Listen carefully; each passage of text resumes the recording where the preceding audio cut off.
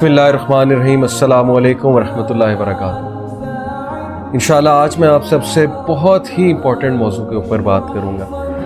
ये चीज़ इतनी इम्पोर्टेंट है कि इसकी वजह से रिलेशनशिप्स टूटते हैं और इसी की वजह से रिलेशनशिप्स जो है वो बिल्ड होते हैं। लिटरली मैंने घरों को टूटते देखा है। इस चीज़ में जब हम लापरवाही करते हैं उसके नतीजे में ख़ानदानों को टूटते देखा है, दोस्तियाँ टूटते देखता है, भाईचारा टूटते देखा है। और वो चीज़ क्या है? वो चीज़ है ज़बान और हमारी कम्युनिकेशन। एक स्कॉलर ने कहा कि ज़बान तलवार से भी ज़्यादा ख़तरनाक है, क्योंकि तलवार से आप 1, 2, 3, 4 कितने लोग को मारोगे? 10 को मार दोगे एक तलवार से। ज़बान से आप पूरी कौम को मार सकते हैं। ज़बान के जहर से, ज़बान के पॉइजन से आप पूरी कौम को मार सकते हैं। एक बार हज़रत आयशा रज़ियल्लाहु अन्हा रसूलुल्लाह सल्लल्लाहु अलैहि वसल्लम के पास बात कर रही थी और रसूलुल्लाह सल्लल्लाहु अलैहि वसल्लम की एक बीवी थी हज़रत सफ़िया अलैहिस्सलाम, और रसूलुल्लाह सल्लल्लाहु अलैहि वसल्लम की एक बीवी थी हज़रत सफ़िया रज़ियल्लाहु अन्हा। हज़रत आयशा रज़ियल्लाहु अन्हा उन्होंने कुछ ऐसी बात की जो रसूलुल्लाह को बहुत नागवार गुजरी। उन्होंने कहा कि या रसूलुल्लाह, आपकी जो बीवी हैं जो ऐसी वैसी हैं, यानी कि उनका छोटा कद था।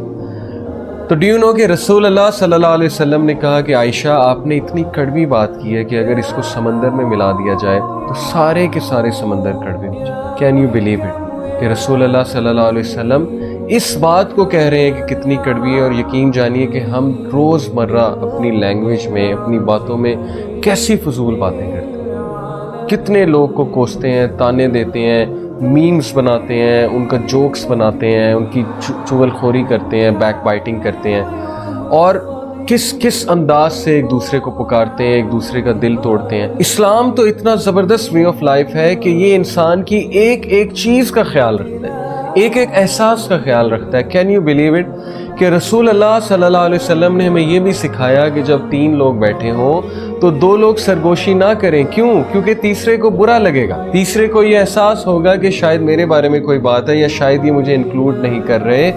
इससे ज़्यादा खूबसूरत वे ऑफ लाइफ आपको और कहाँ पे मिले? इसलिए दूसरों के एहसासात का ख्याल कीजिए। अपनी ज़ुबान को कैंची की तरह, तलवार की तरह मत चलाते फिरिए, क्योंकि तलवार का ज़ख्म तो ठीक हो जाता है लेकिन ज़बान का ज़ख्म ठीक होने में बहुत देर लगाता है। बहुत से लोग अपने ज़बान की वजह से बहुत से मसाइल में फंसे हुए।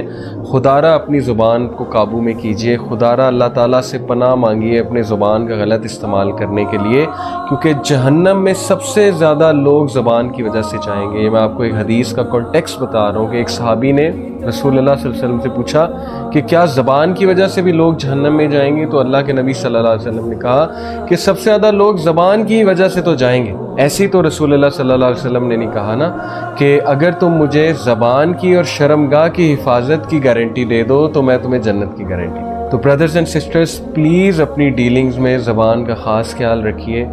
ये चीज़ आपको पता होनी चाहिए, क्या चीज़ बोलनी चाहिए, क्या चीज़ नहीं बोलनी चाहिए, कौन सी बात करनी होती है, कौन सी बात नहीं करनी होती। ये आर्ट हमें सीखनी पड़ेगी ताकि हमारे रिलेशनशिप्स जो हैं वो बच सकें।